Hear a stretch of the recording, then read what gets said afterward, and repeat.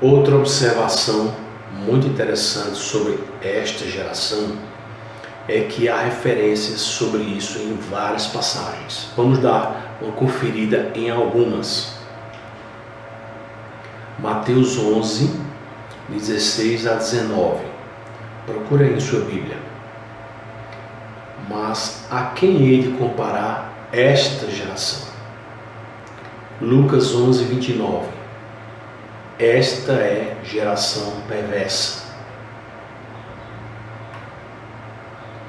Mateus 12, 41, 42.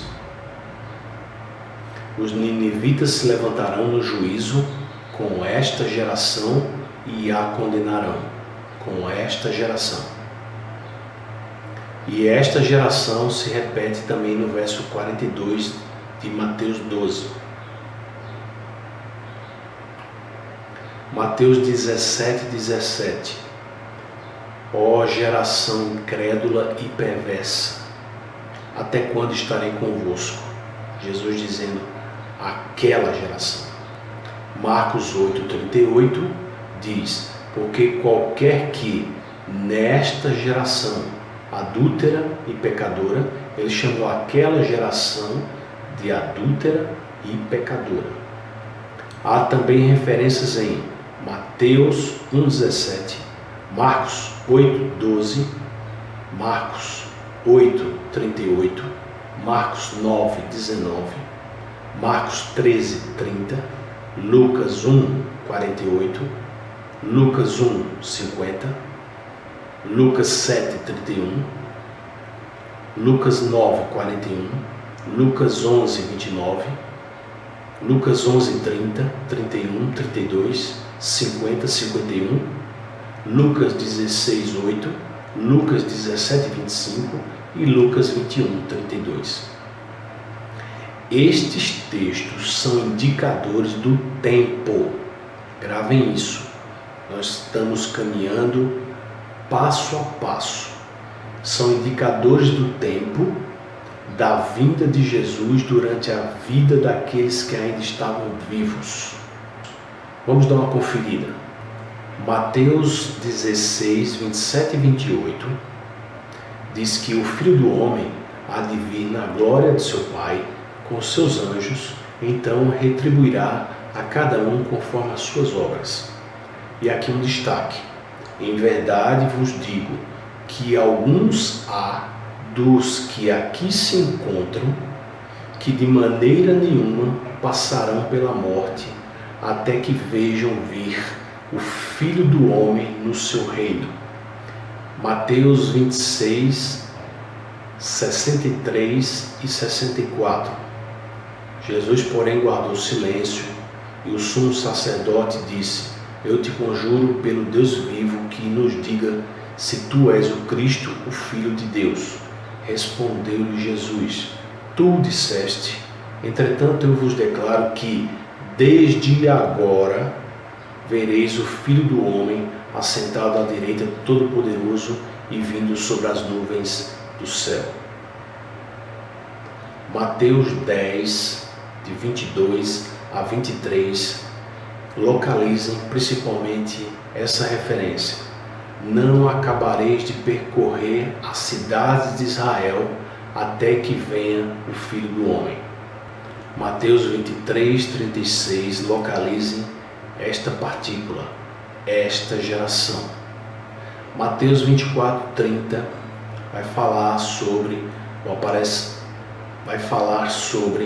aparecimento no céu, o sinal do Filho do Homem, e os povos da terra se lamentarão e verão o Filho do Homem vindo sobre as nuvens com poder e glória.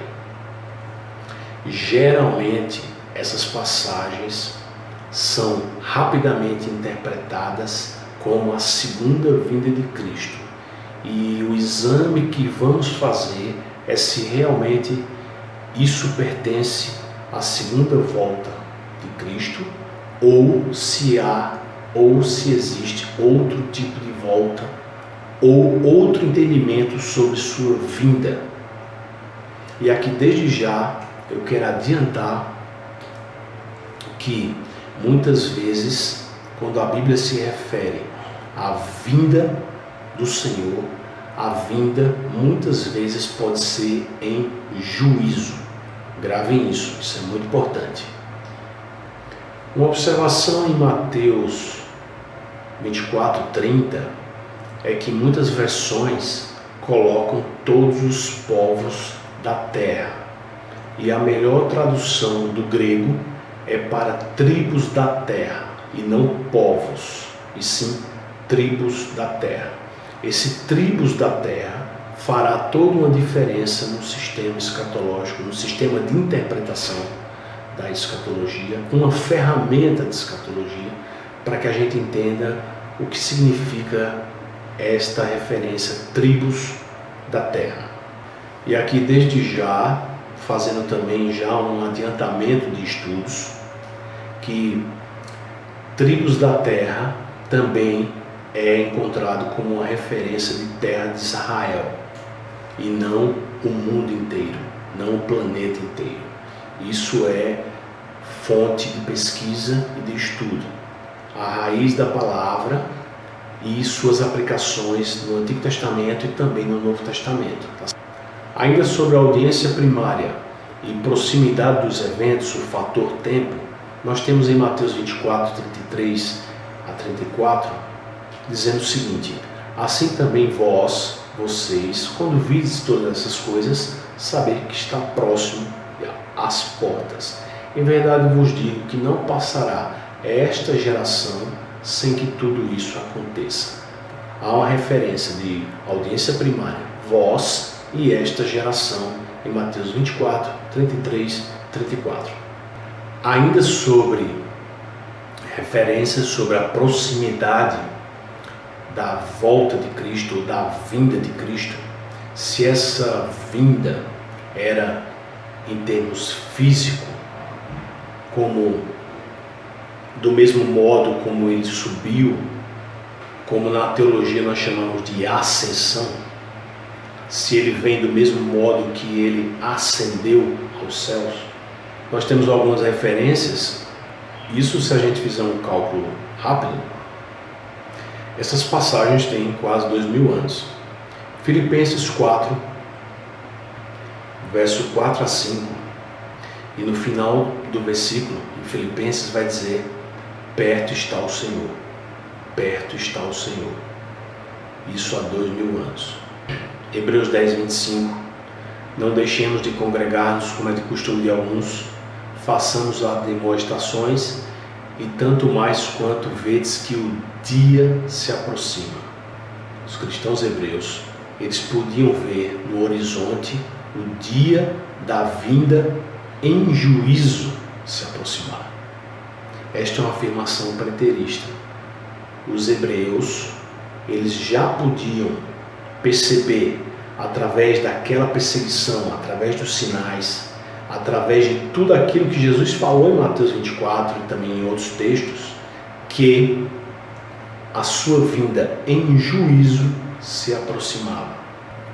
O texto de Hebreus 10, muitos querem lançar para o futuro, mas podemos comparar contextualmente que não se trata da segunda vinda de Cristo, que nós cremos sim na segunda vinda de Cristo. Vamos fazer uma breve ponte destes textos que acabamos de ver, que se relacionam com a proximidade, com a brevidade da vinda de Jesus Cristo, e que essa proximidade e essa brevidade, para aquela audiência primária, eles deveriam estar esperando, eles estavam esperando que algo acontecesse naquela geração, só para que a gente comece a entender sobre esse fator tempo, da brevidade e da proximidade.